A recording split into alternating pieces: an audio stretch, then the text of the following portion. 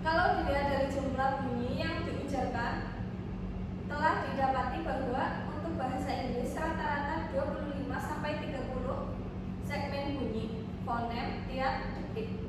Karena bunyi dalam bahasa manapun sifatnya sama, maka dapat diduga bahwa orang Indonesia pun mengeluarkan jumlah bunyi yang sama tiap detiknya, yakni antara 25-30 bunyi. Yang C, mekanisme ujaran. Sumber bunyi adalah paru-paru.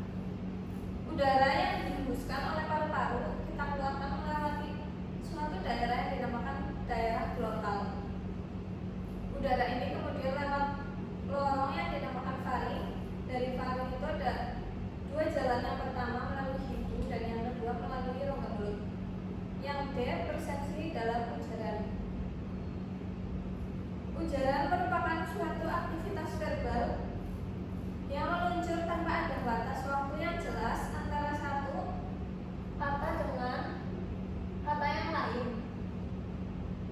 Suatu bunyi tidak dapat diucapkan secara persis sama setiap kali itu bunyi muncul.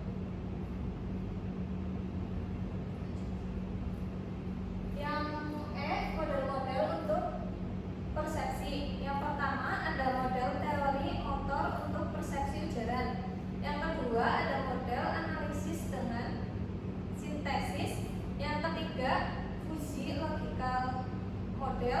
Yang keempat model cohort. Yang kelima model trace. Yang F ada persepsi ujaran dalam konteks. Bunyi selalu diujarkan secara berurutan dengan bunyi yang lain, sehingga bunyi-bunyi itu membentuk semacam deretan bunyi.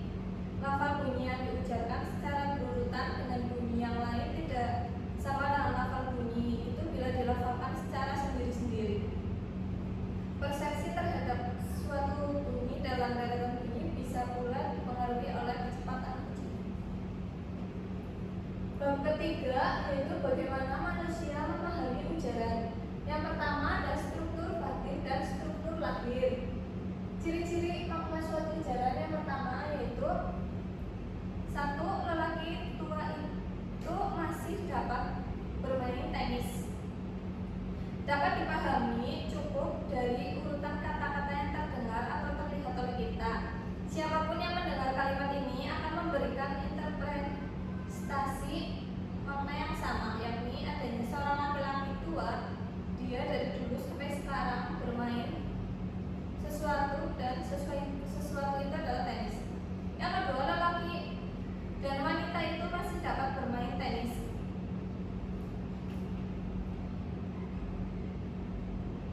Kita tidak yakin apakah lelaki tua seperti si wanita itu hanya wanitanya sajalah yang tua sedangkan lelakinya tidak. Interpretasi ini muncul karena adjektiva tua dapat berfungsi sebagai pewakas hanya pada nominal wanita saja atau pada frasa lelaki dan wanita.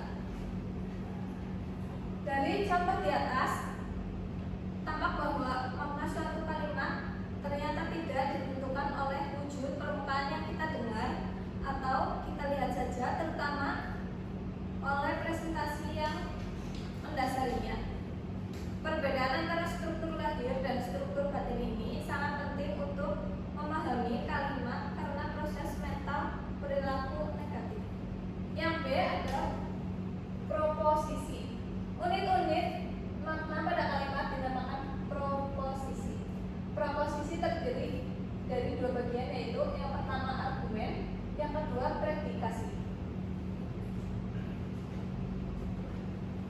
Yang C, konstituen sebagai realita psikologis.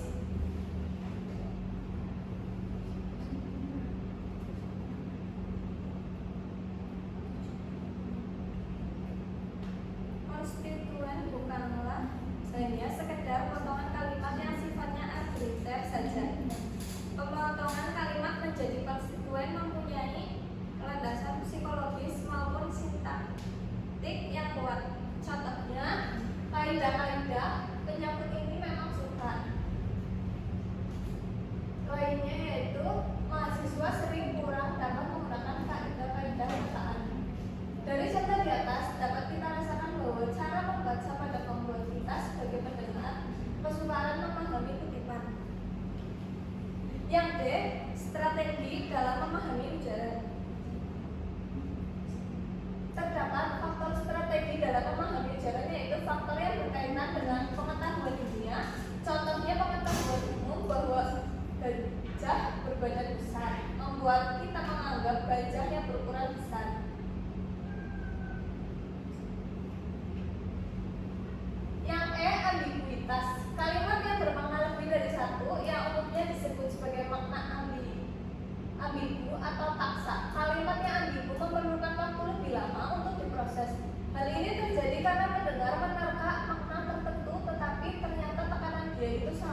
sehingga dia harus mundur lagi untuk memproses ulang seluruh interpretasi dia.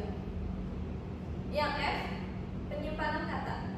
Sebuah kata yang bisa dipakai kita katakan tanpa berpikir, karena proses retrieval kata itu berjalan begitu cepat secara otomatis keluar begitu saja karena faktor dari penyimpanan kata di dalam otak kita. Bab 4 yaitu pelaksanaan tindak ujaran. Yang pertama, A. Tujuan ujaran. Tujuan ujaran berupa pemberian informasi kepada pendengar. Kalau dalam suatu wacana dialog kita temukan kalimat, maka kita sebagai pendengar akan menangkap makna ujaran tersebut. Dengan demikian, suatu ujaran itu mengandung di dalamnya 3 unsur. Pertama, tindak ujaran. Kedua, muatan proporsi. Yang ketiga, muatan tematik. Yang B, langkah-langkah umum dalam pelaksanaan ujaran. Langkah-langkah apa yang kemudian harus dilakukan oleh pendengar setelah memahami suatu ujaran tergantung pada macam ujaran yang didengar.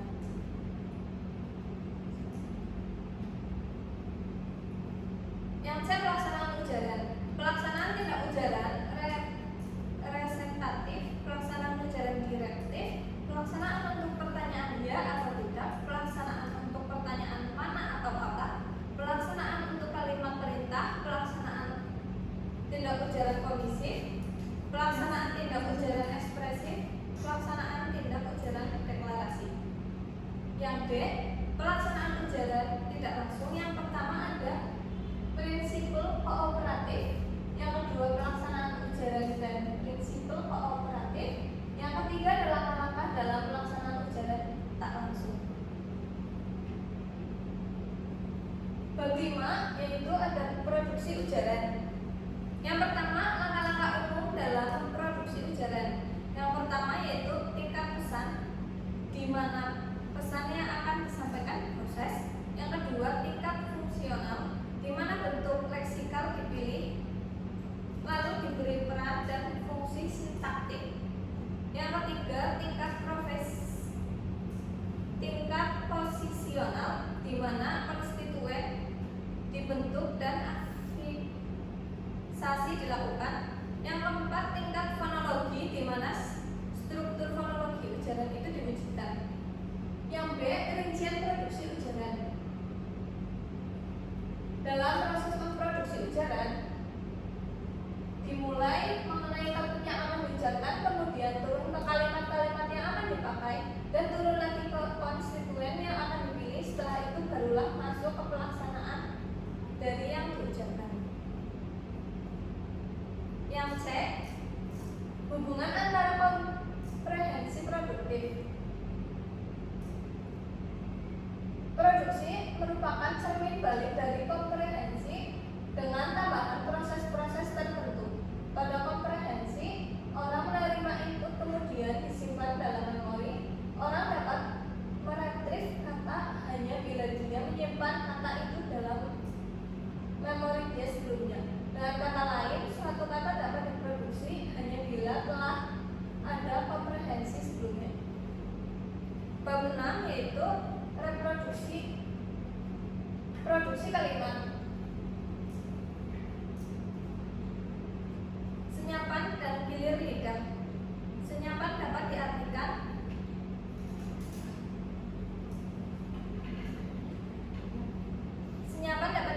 sebagai pengujaran ideal tercipta dalam suatu bentuk ujaran yang lancar sejak ujaran itu dimulai hingga ujaran itu selesai.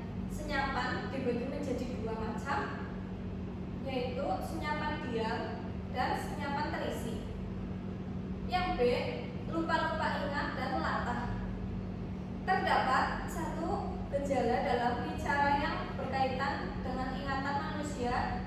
Terkadang tidak ingat sepenuhnya dengan suatu kata yang sudah lama tidak dipakai.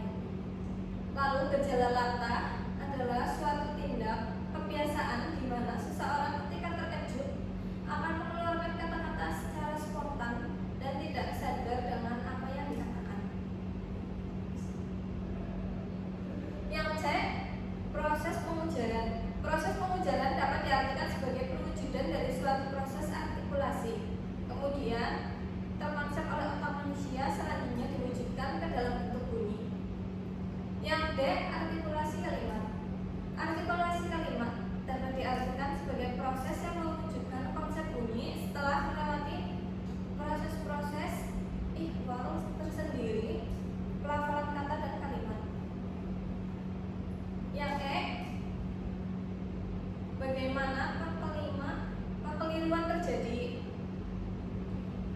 Kekeliruan terjadi karena adanya faktor kecepatan ujaran. Karena kecepatan ujaran atau karena alasan-alasan yang lain, bisa saja atau kalimat yang diujarkan menjadi keliru.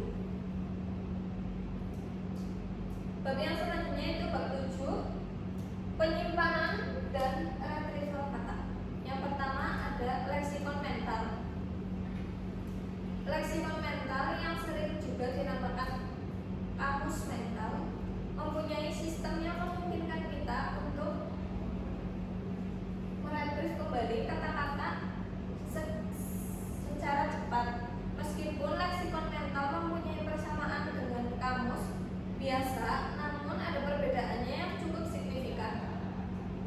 Mental leksikon dapat diibaratkan sebagai gudang di mana kita menyimpan barang. Akan tetapi gudang ini bukan gudang karena kita tidak hanya menyimpan barang yang unik, yakni kata, tetapi cara juga sangat rumit. Kita bisa menemukan barang yang kita cari untuk berbagai macam yang masuk. Yang kedua yaitu penyimpanan kata. Setiap kata disimpan sebagai kata yang terpisah. Jadi kata-kata seperti jatuh, terjatuh, menjatuhi, menjatuhkan, dan kejatuhan disimpan sebagai 5 kata yang terpisah-pisah. Yang C, faktor pengaruh untuk penyimpanan dan retrieval kata. Dalam hal penyimpanan dan retrieval kata, masalah yang muncul adalah bagaimana kata itu disimpan dalam minda sehingga dapat diretrieve dengan mudah. Pembagian kata menjadi kata utama dan kata fungsi tampaknya juga mempunyai pengaruh terhadap proses penyimpanan dan retrieval kata. Yang D adalah model penyimpanan dan retrieval kata. Yang pertama ada serial search model, yang kedua ada parallel access model, yang dibagi menjadi 3 yaitu log-bogen model, connectionist model, dan cohort model. Yang E, pengetahuan tentang kata. Terdapat 3 aspek untuk mengklaim bahwa kita tahu sebuah kata. Pertama adalah aspek semantik, yang kedua kategori sintaktik kata itu, dan yang ketiga adalah fonologis. Yang F, makna suatu kata. Makna kata merupakan bagian dari pengetahuan kita tentang kata. Makna suatu kata adalah objek yang dirujuk oleh kata itu. Jadi kalau referennya adalah tempat yang kita pakai untuk duduk, maka makna kata kursi, ya benda tadi itulah. Yang G, organisasi konsep. Yang pertama adalah model semantik hierarkis, yang kedua model perbandingan fitur, yang ketiga spreading activation network model. Selanjutnya bab ke-8, landasan biologis pada bahasa. Yang pertama perkembangan alat ujaran. Pengembangan alat ujaran adalah bagian dari linguistik yang mempelajari proses ujaran. Cara kerja alat ucap manusia merujuk pada bagaimana bunyi tersebut dapat dihasilkan dan didefinisikan. Yang kedua ada struktur mulut manusia versus binatang. Meskipun ada kemiripan antara manusia dengan simpanse, namun kemampuan mereka berkomunikasi dengan bahasa berbeda. Perbedaan kemampuan ini sifatnya genetik. Artinya manusia dapat berbahasa, sedangkan primata lain tidak, karena komposisi genetik antara kedua kelompok primat ini berbeda.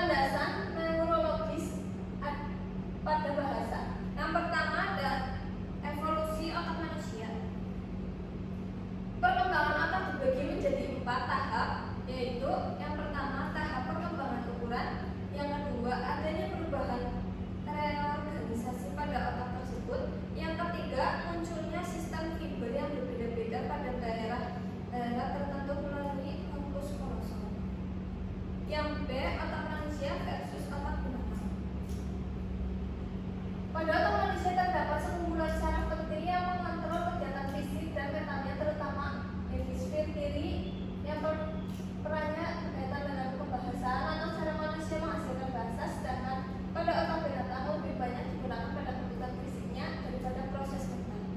Yang C, kaitan otak dengan bahasa. Organisasi otak manusia dimulai dengan input masuk dalam bentuk lisan, lalu bunyi tersebut ditangkapi di lobe temporal diolah, lalu dikirim ke daerah wernicke untuk diinterpretasikan menjadi suku kata, frasa, klausa, dan kalimat. Yang D, peran hemisfer kiri dan hemisfer kanan. Hemisfer kiri bertanggung jawab tentang ikhwal kebahasaan. Pandangan lama memang mengatakan bahwa ikhwal kebahasaan itu ditangani oleh hemisfer kiri. Hemisfer kanan mempunyai peran bahasa, tetapi memang tidak seintensif hemisfer kiri. Yang E, gangguan bicara. Kerusakan pada hemisfer kiri mengakibatkan munculnya gangguan bicara. Gangguan semacam apa yang ditentukan oleh krisisnya, di mana kerusakan itu terjadi, yang disebabkan oleh stroke, dinamakan afasia. Yang F, hipotesis umur krisis. Hipotese umur krisis dapat diartikan sebagai masa saat manusia memperoleh bahasa secara natif sebelum usia puber. Diperkirakan hipotese umur krisis terjadi sejak manusia berumur 4-5 tahun. Yang G, pekidalan dan pekinanan. Pekidalan adalah kecerdasan manusia menggunakan tangan kiri, dan kekinanan cenderung menggunakan tangan kanan. Yang H, otak pria dan otak wanita. Ada yang berpendapat bahwa perbedaan antara otak pria dan wanita, yakni hemisfer kiri pada wanita lebih tebal daripada hemisfer kanan. Yang I, bahasa sinyal. Bahasa sinyal dapat diartikan sebagai bahasa pengganti dengan cara menggunakan tangan dan jari untuk membentuk suatu kalimat. Yang J, metode penelitian otak.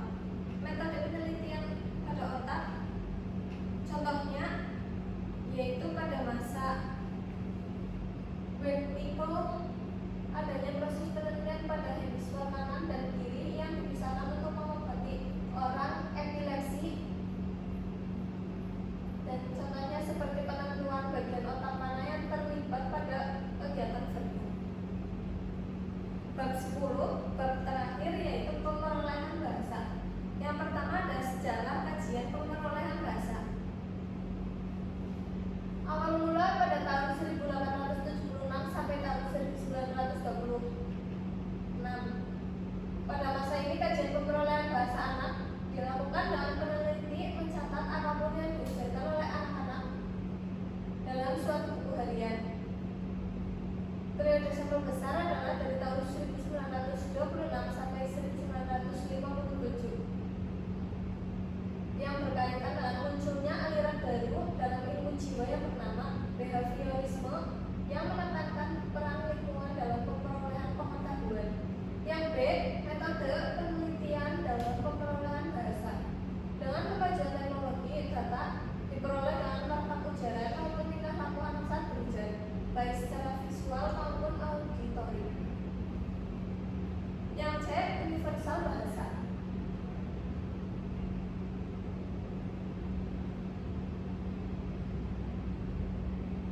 Berdasarkan gradasi seperti Kompi 1989 membagi universal bahasa menjadi dua kelompok besar, yaitu universal absolut dan universal tendensius. Yang B adalah universal dalam pemerolehan bahasa.